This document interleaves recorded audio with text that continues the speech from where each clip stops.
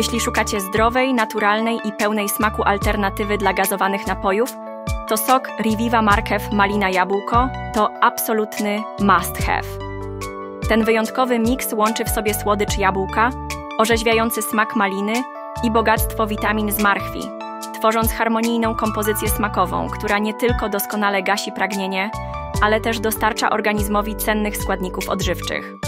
Źródło witaminy A i C wspomaga odporność i poprawia kondycję skóry. Bez konserwantów i sztucznych barwników, czysta natura w każdej kropli. Idealny na każdą porę dnia. Świetny zarówno na śniadanie, jak i zdrową przekąskę.